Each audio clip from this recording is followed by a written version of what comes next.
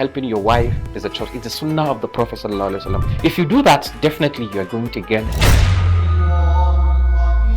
You need to start with being medically fit, especially if you have a health condition. I lock up myself in the restroom and I gorge myself with a bottle of a drink. Who's gonna know I did that? Nobody. But then I don't do that. Engage yourself in charity. It cleanses the soul. What do you think about our naan bread and chicken kebab? Beautiful. Assalamu alaikum wa rahmatullahi ta'ala wa barakatuh. Welcome to yet another exciting episode of Ramadan with Hollandia, a seasonal lifestyle program designed to enlighten, offer insights into daily matters, and above all, lead you towards nourishing recipes throughout the month of Ramadan. Our topic of discussion today is balanced meals in unbalanced economy. I am Asma Gambo. Kafin mu fara gabatar da shirin, bari mu je hutun takaitaccen lokaci. Thank you for staying tuned. Eating balanced meals during Ramadan is essential, amma a cikin wannan matsi na rayuwa wanda da ƙyar mutane ke samun abinci, dole sai an hada da dabara. With me to discuss this topic today is Malama Hussaina Bashir. Hussaina, you're welcome to the show. Thank you for having me, Asma. I'm happy to be here. We're glad to have you. So Hussaina, ina da tambaya miki. How has inflation affected the feeding patterns of most families? I think definitely inflation has been around for a very long time in Nigeria and the world entirely. And what I like the most about people is that we always find a way to work around things. Yes. And it's always like up, down, and people will always find a way to survive it.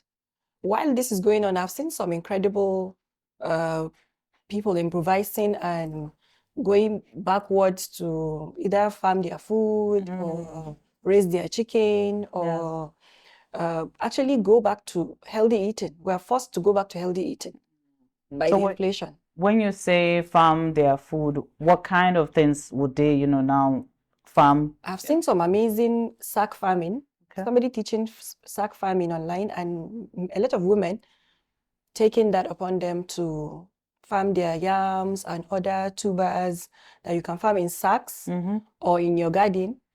And that has really helped in helping the families feed up to expectation and have their nutritional requirements. Okay, which now leads me to the next question. Why is it necessary for you to eat balanced meals, especially during fasting? You see, fasting requires a lot of energy and requires you to eat to meet all your nutritional requirements. Okay. In the sense that you go throughout the day without food or water. It doesn't mean you're liking hours. It does it for some hours from dawn to sunset, right? Yeah. It's very necessary for people to eat balanced diet in Ramadan as much as it is outside Ramadan. Because the energy required to stay up in worship and in other spiritual activities like praying in the night and doing a lot of reading requires you to eat a good meal, a well-balanced diet, so that you stay hydrated, you maintain your energy level. It poses a lot of risk when we just feast on anything available. We need to maintain that and take a lot of fruits, take a lot of vegetables, so that we stay hydrated and generally well sustained to be able to perform the main essence of the Ramadan fasting, which is our act of ibadah. That's the one that stands out the most for me, maintaining your energy level. Because if you don't have the energy, how are you going to keep up with your salat, your extra nawafils that you do and your azkar? And generally the fasting, dole sai kana da ɗan ƙarfi a jikinka ko? Exactly. If you notice, a lot of people, after ana shan ruwa, za a bacci. And the main reason is because we just put down everything all at once, and we feel like we have to make up for all the things that we've lost. Yes. So we end up not making the most of the nights and just sleeping off after Iftar, which is quite bad. But if you eat, you do the portion control, you take breaks in between each prayer and eating, it goes quite a long way in maintaining a healthy eating habit. Is it important to stay within your means during Ramadan? Yeah, very important. You know, Ramadan, the whole essence of Ramadan is to cultivate a self-discipline for yourself, a sense of self-discipline for yourself, and to get closer to your creator and to empathize with the people that don't have any food to eat. Yes. By depriving yourself of the things that you can afford is teaching you how to be more grateful and how to empathize with the people that don't have any at all, because your 1 day fasting is the reality of many people out there. Very true. So by staying within your means that you should have it at the back of your mind that Ramadan is not for feasting or eating lavishly. Eat healthy, but it doesn't necessarily mean you should eat more than you can afford. Or eat more than you require. Very true. If you think of eating as something that you do for functionality, not for feasting, you actually find yourself eating what is necessary. Only what is necessary. Only what you require. What you require for your nutritional and requirements and your general well-being. Not necessarily just eating anything that comes your way. That's awesome, Hussaina. To, masu sauraron mu a daidai wannan lokacin za mu ɗan dakata domin zuwa kitchen corner ɗinmu inda za mu gabatar muku da girke-girke masu daɗi. Ku kasance tare da mu.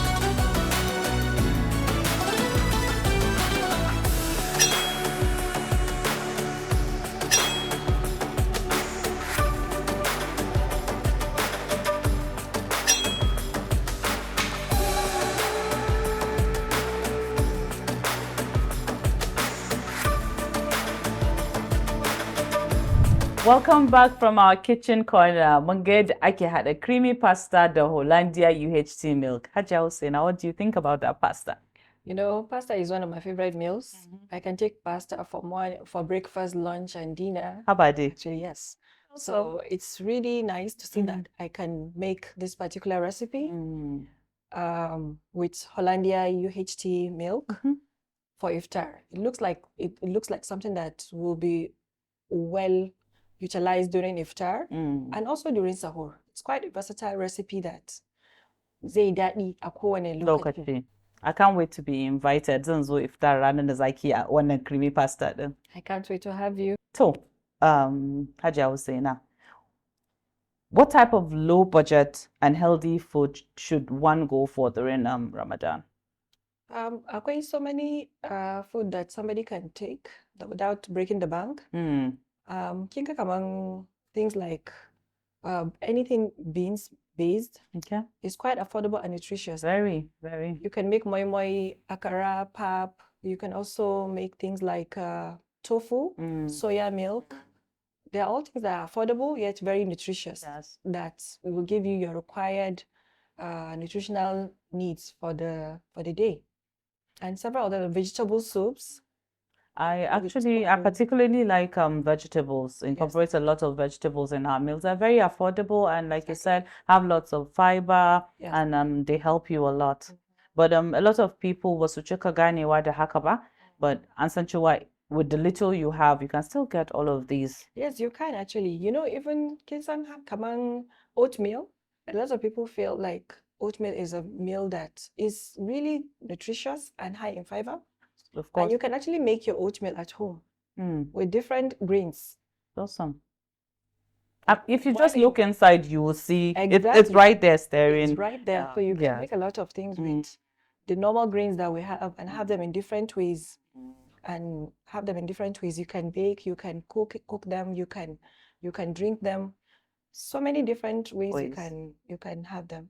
MashaAllah. So what do you think, are there links between our eating habit and the way we worship?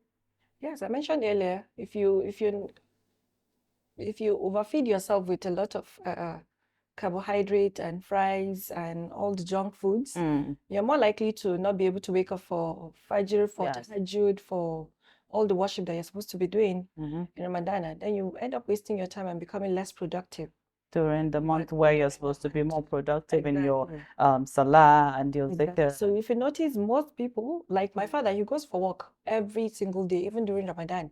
He doesn't stop his exercises. He doesn't stop his regular meals that he's used to. So I wonder why he gets the energy. But then it boils back all to having a good diet, so we just have to pay attention to what we're eating. Like I said earlier, eat for functionality, not for feasting. It's all interconnected. Exactly. You are what you eat. You are what you eat. So, Hussaina, lastly now, do you think women require a different form of nutrition during Ramadan? I mean, we're special breeds, so... well, not necessarily exactly, but then women generally at different phases of their life should require different meals based on their needs and the function that they're performing at that particular time. You see, a breastfeeding woman will definitely require more. A pregnant woman will require a different nutrition from a breastfeeding mother, from a non-breastfeeding mother, from an old lady, from a young lady, from a teenager. Yes. Is also trying to attempt fasting, to learn how to fast, will require a different, but generally it boils down to having all the nutrients and minerals and vitamins all incorporated in a good meal. That's amazing. I particularly like the last part of this. Yeah. It has really been an interesting time with Hussaina on the show. But before we close, let's see the facts that we have for you today in our Did You Know segment. Did you know that fasting was made obligatory in the second year after Hijrah of the Prophet from Mecca to Medina? That was an interesting fact indeed. To jama'a, anan muka zo ƙarshen shirin namu na yau. Malama Hussaina, thank you so much for coming. It's my pleasure. Thank you for having me. But before you go, I have a gift for you. Okay. To ga gift daga kamfanin Hollandia. Thank you very much. This is actually beautiful. MashaAllah. I love the vanilla flavor already. That's it, okay. Thank you so much. MashaAllah. To jama'a, sai mun sake haɗuwa da ku a wannan shiri namu mai taken Ramadan with Hollandia. Ni ce taku Asma Gambo, nake ce muku ma'assalam.